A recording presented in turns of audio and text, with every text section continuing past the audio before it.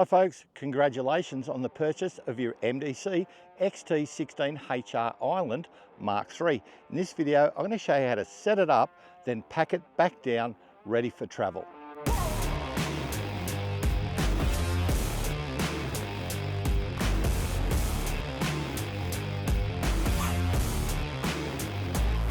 Your new MDC Caravan is fitted with Trailer Shore electronic stability control. An important thing to remember is when you hook up your Caravan each time, plug in the electrics and give the brakes a tap on your vehicle and ensure that the green light on the little indicator on the drawbar comes on. If you get red or intermittent flashing, there may be a problem. Consult the owner manual and check it out. But always make sure it's green, ready to go. It's important when you pick up your new MDC trailer that on the way home you check the wheel nuts at various periods. It's recommended to do it at 50, 100, 250 and 500 kilometres. Once everything's bedded in, check them before each trip, and while you're touring, check them each morning before you set out on your next leg of the journey. The wheel nut tension for the 14mm wheel studs is 140 Newton meters, and you should check that with a torque wrench. So before you even pick up your van, head down, get yourself a quality torque wrench, an extension bar, and the correct size socket so you can check them on the road. On the drawbar here, we have a plate which tells you, one, the correct torque setting, and two, the pattern in which to check the wheel studs. So rather than go around in a circle, you go in a star pattern to do them all up or to check them, and that ensures that the wheel torques in evenly around the hub. When setting up your Caravan, you want to look for a good, flat, even space to set it up. If you can't find somewhere that's completely flat and you need to level your Caravan from left to right, it's a great idea to use stepped ramps. Put the stepped ramps on the low side, pull the trailer up until it's level, apply the handbrake, the wheel chocks, and then you can start unhitching. Another important thing, to level the trailer from front to back, simply use the jockey wheel. Wind the jockey wheel up or down until the trailer is level along the length of it, and then you can start putting your stabiliser legs down. Your XT16 comes with what we call a speed brace. So it's a brace to raise and lower the stabiliser legs, and it's fitted with a 19mm socket at the end. Now you can also use a cordless drill. So if you've got a cordless drill, get a 1/2-inch drive attachment and a 19mm socket, and you can use that to raise and lower the stabiliser legs. But remember, set the clutch so it doesn't over torque and damage the gears in the stabiliser leg. Now to set the stabiliser legs up, you pull the blue handle out, lower your leg down into position, and make sure it locks and the blue handle clips back into position. That's now secure. We can put our speed brace in and wind down until they're firm. Now you can slightly adjust the height of your trailer with these, but don't overdo it. The little bevel gears in there are quite small and they're a cast item, and you don't want to break them or the roll pin that holds them in place. It's important to fully understand the operation of the entry door to the Caravan. It's not as simple as it may seem. To open it, you just pull the handle back towards the center of the door. Now, when you want to lock the Caravan door, you need to close it and then turn the handle in the opposite direction. Then you can lock it with the key or lock it with the chrome latch on the inside. Now the reason we turn the handle the opposite direction is it exposes these two bolts, one below and one above, over the main bolt here itself. So they retract when you turn the handle towards the inner side of the door. As you turn it the other way, they come out and offer additional security. So always remember that. And should you want to separate the outer door from the inner screen door, it's a simple matter of, there's a lever in between the locking latch and the main handle.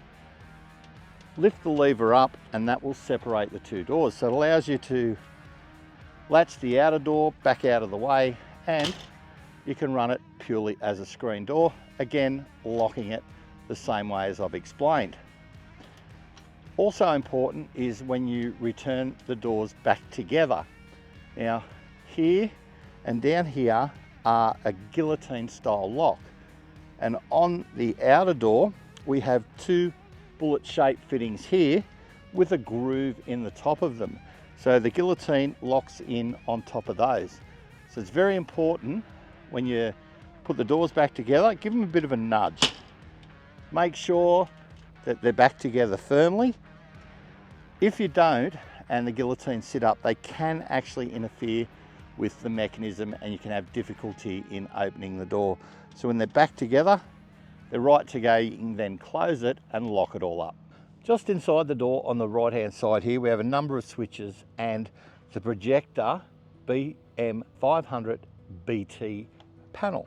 So we have our awning switch here. The awning has two switches. The one on the left is a main switch, so that cuts all power to the awning, and the one beside it is to operate, either extend or retract the awning. Beside that we have our lights for the step and our external spotlight, and above that we have our floodlights on the side of the Caravan. Now the Projecta panel here, you can scroll through all the settings on the panel itself. It'll scroll through and tell you everything, or you can use the Projecta app. So I can scroll through, I can see what charge rate we're getting, and we're getting a trickle charge at the moment because the battery is at 100%.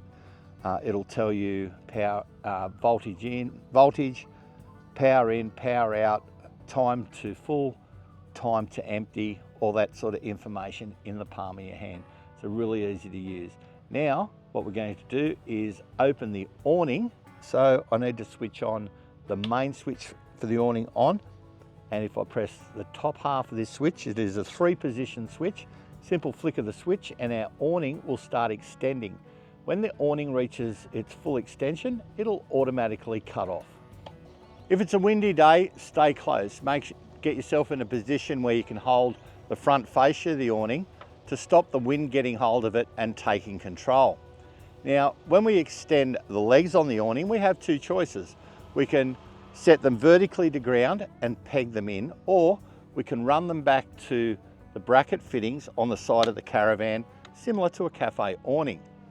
Now, when you remove the legs from the fascia, it's very important to pull the hinge end out first. You'll see at the very end of the fascia, you pull the hinge out, slides out beyond the bottom of the fascia. We can pull the leg out of its C-clip, and it's adjustable using a cam lock lever on the leg. So we undo the cam lock. That'll allow us to extend the leg, pop it into its bracket, and then push the little retaining cover down on top, and that's secure. Select our height we want the awning at, and then lock our lever in. Do that both ends. Now, something that's important, critical to remember, is if you have inclement weather, so it's raining and you still want to use your awning, always set it so the awning is on an angle and water cannot accumulate on top of the awning itself. So if we're going to set this up now for rain, I would raise this end, and I always raise the door end. That way the awning doesn't interfere with the door opening and closing, and have the opposite end as my lower point. So now I'll go and set that leg, aim for about a 2 to 3 degree runoff, and my awning's set for rain. Behind this cabinet beside the door is our entertainment cabinet. So in here we have a mount for our TV arm. So you can release the TV arm from inside. There's a little grub screw at the bottom. You loosen that, press the tab back, and it will simply slide straight off. You can bring it out, slide it on here, and underneath we have an antenna connection with a 12-volt outlet beside it. So the van will come with a 12-volt adapter for the TV. So you can run that into there, connect up your antenna, which is joined to the antenna on the roof, and you can start watching TV. Beside that, you can see we're already using this for charging our equipment to power points there that'll run off shore power or the inverter charger. So all housed there, there's room for your remote and other things in there, and it's protected behind the triple seal door. Setting up the outdoor kitchen is really easy. Open up the cabinet and the kitchen is retained with two locking mechanisms. One is a pad bolt here on the right hand side and the lock on the slide on the left. So put our pad bolt with the blue cap pointing out, lift it up and then turn it 90 degrees and that will lock it up out of the way. To pull the kitchen out, we grab the handle built into the chassis, not the slide out table handle. Press down the tab and make sure you pull the kitchen all the way out.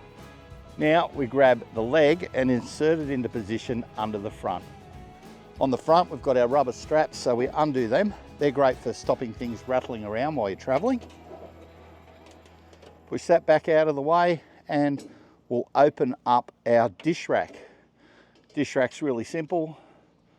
Fold it back, make sure the braces are locked in. On the right hand side here is a pin to pull out.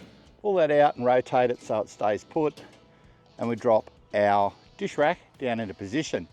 Now we'll open up the wing panels on our cooktop. So they come out and there is a slot at the front that they hook into to keep them in place. Once they're done, open up our glass top. Now we can go through the method in which to light the stove once we've plugged in our gas. We open up this hatch and we can access our hoses for the gas and for the drain for the sink. Now the easy way to do it, beneath the sink there is a relief in the bottom of the kitchen chassis. Just push the hose out through that hole, get the drain hose out, and we can put that into a jerry can or a bucket to collect the water. And with our gas hose, just put the fitting through, pull it down out of the way. Now we can close that hatch up and get it out of the way. Our gas bayonet receiver is just underneath here. So if we turn it all the way to the left, it'll come off. It just comes out nice and easy. And our bayonet has a slot, which is an L shape, which we need to line up with the two lugs on the female fitting. So when we connect that up, get it lined up, push in and turn to the right, and that's now locked in. Now my tip for connecting and disconnecting this is, don't turn the gas bottles on before you connect it up. That way you're not fighting any pressure behind the fitting to push it in. And when you're packing up the kitchen, turn off the gas bottles, release any gas pressure through the cooktop, then remove the bayonet. Makes it that little bit easier. Now I'll show you how to ignite the stove. Like all modern gas cooktops, to light a burner you need to push the control knob in and turn it to the on position.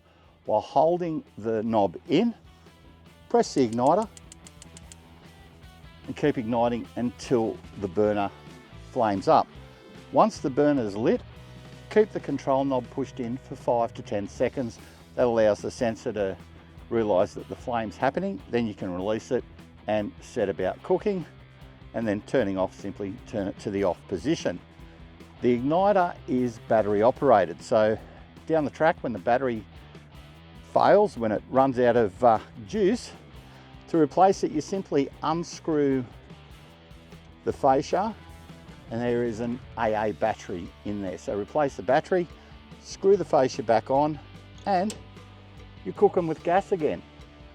On this side of the van at the back here, we have our external shower.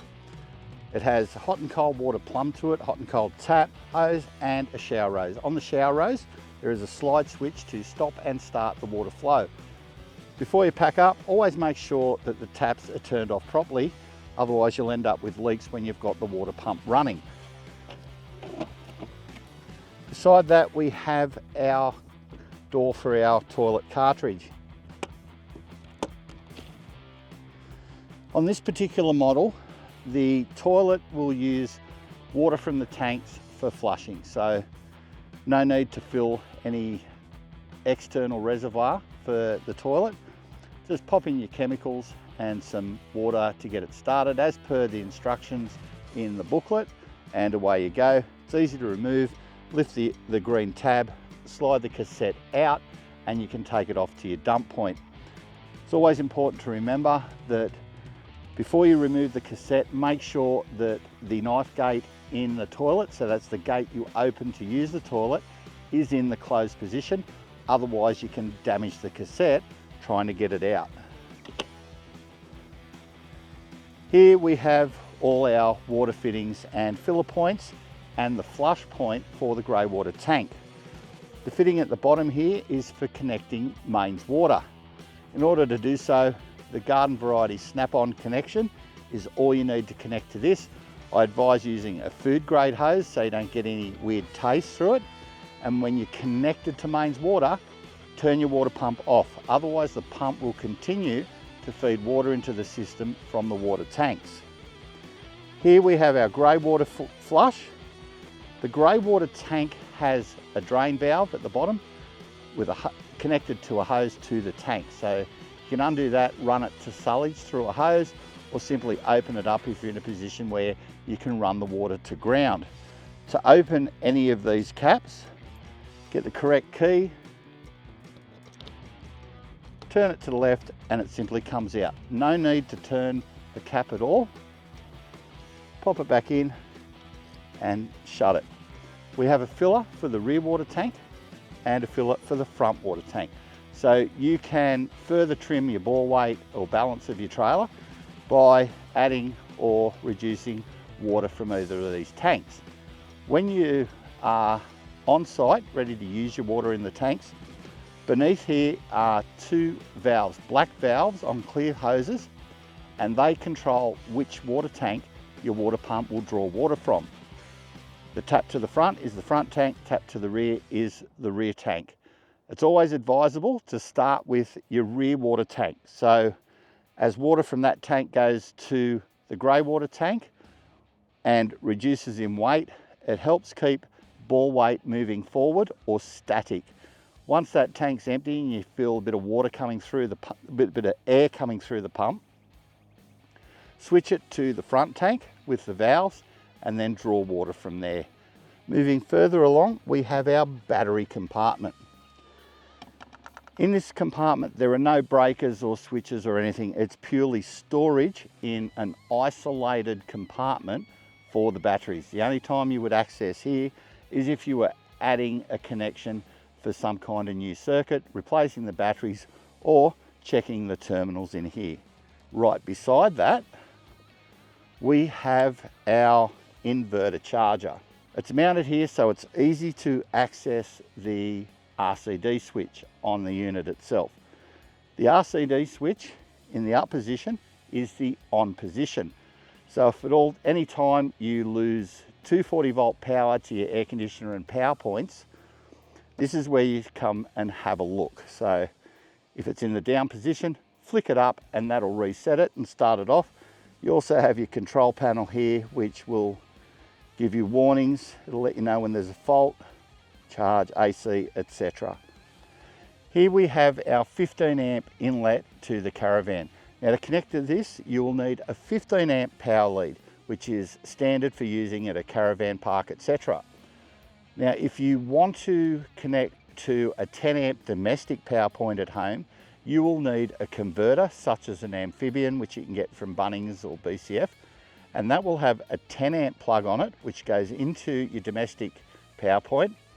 It will have a safety switch and a spot for you to connect your 15 amp power lead into that. That'll allow you to run it from home and you'll have no problems charging, maintaining the batteries from there. There's a hook here, so once you're plugged in, you can hang your lead on there, which stops it from having direct weight on the plug and trying to pull it out while you're connected. Now further back here, we have our Truma hot water flue cover. There's a trick to getting these off. It's not difficult. Simply place your thumbs low on the cover, hook your fingers on the lip at the top, press in firmly with your thumb, push back, pull back with your fingers, and it slides straight off. Not hard to do. Once you're finished at camp, turn off the hot water system and return the flue cover to its position. Slide it on, make sure it's clipped on onto the little wedges and it's not going to come off, and you're ready to roll. Up here we have our main electrical control panel for all the 12 volt. This red knob here is our main isolator for the 12 volt. So when that is in the off position, you cut all 12 volt to the Caravan, with the exception of the electronic stability control and the breakaway system, which is directly connected to the battery.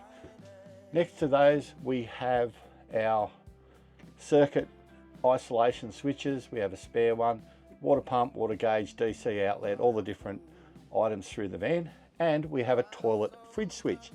Now, if you're traveling and you want that fridge to be operating while you're traveling, you must have that switched on. Otherwise, your fridge will have no power and all your ice cream will melt by the time you get to your destination. Beside that, we have our push to reset breakers. Got little rubber covers on them, so if you lose an electrical circuit, say the water pump or the stereo or something, this is where you come and push the button and you'll hear it click to reset. So all very easy to use. Below that we have our water tank level indicators. They will indicate water level when you've got water in the tanks and that switches on. It's always important to remember that water tank level sensors are incremental, so they'll have a sensor at various intervals along a shaft. They're not a float sensor. So the gauges will go from full, then click to 3/4, half, 1/4, and then empty. It won't be gradual like the hands on a clock. To get rid of that light, press the button and it'll switch off. So button on, button off. Beside that we have our stereo. Now, something to remember with the stereo, you have 2 internal and 2 external speakers. Now, to manipulate which speakers the sound come out, you need to use the fader and the balance function. So between the fader and the balance, you'll get left, right, inside, outside, and control where the sound is coming from. Underneath here we have our range hood, and the range hood vents directly to the outside. So when you turn it on and start running the range hood, you need to have removed the cover on the outside of the van. It's a little vinyl cover with press studs. Remove that from the external vent and the range hood will run fine. It's also got a light under it. And to use the cooktop in here, exactly the same way to operate it as the outside kitchen. Push the knob in, turn it, hold it in, then press the igniter. Once the flame starts, hold the knob for 5 to 10 seconds in the pushed in position. Then you can release it and start cooking on that burner. Just beneath the sink on the left hand side near the floor are the 2 main breakers that you need to know about for the 12 volt. One is the breaker from the batteries to the entire 12 volt system. And there is also a breaker, a large one, for the inverter charger to run off the 12 volt. They are black bodied with a red button on top. So if you lose your 12 volt power to the van or 12 volt power to your inverter charger, that's where you go looking to reset the breaker. Also, the main breaker is the one which has the small blade fuse holders attached to it. So there you will find the radio constant, the electronic stability control, which is a 30 amp, plus your breakaway system, which will be a 15 amp fuse. So for any of those, that's where you go looking. Beneath the dinette seat nearest the door, there is more electronics that you need to be aware of, and our breakers. The 2 DC to DC chargers, so the IDC 25Xs, are housed underneath there. Also, all the solar panel wiring leads into this cabinet to the various breakers that look after each of the panels. When packing up the kitchen, it is very, very important to make sure that the burners and the pot stands have cooled down completely before you close the glass lid. So once that's done, you can close the glass lid down, Disengage our wing panels, push them out of the way.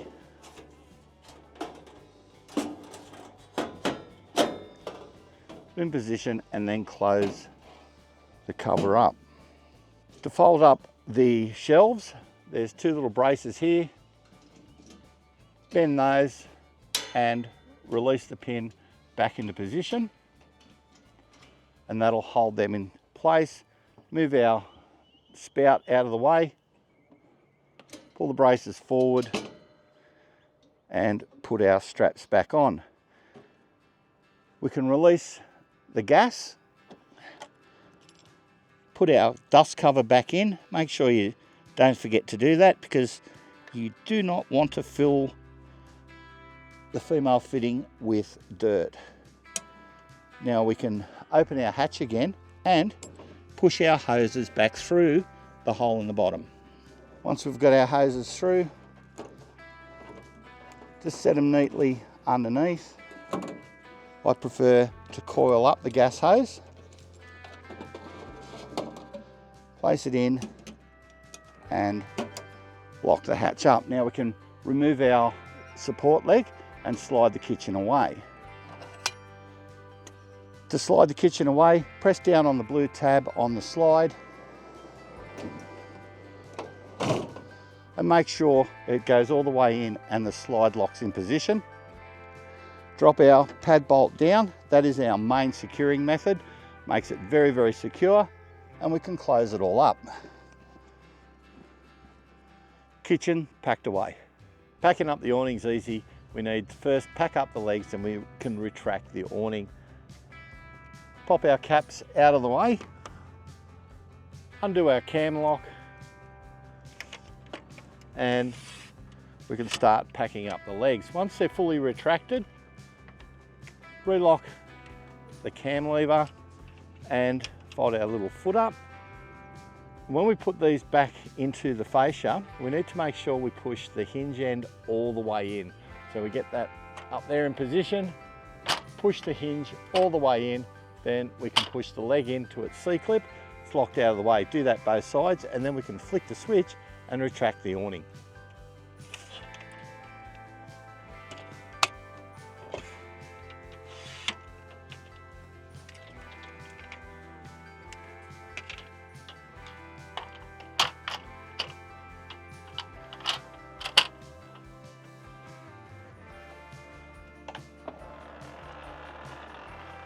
And again, there is a limit switch, so once the awning fully retracts back into its cassette, it'll switch itself off. You can then isolate it at its isolation switch inside the door, and you're ready to go. And that, folks, is how you pack down the XT16HR Island Mark III. Jump on the website, make sure you download a copy of the owner manual, and if you have any further questions, you can contact our customer service team on 1300 494 494.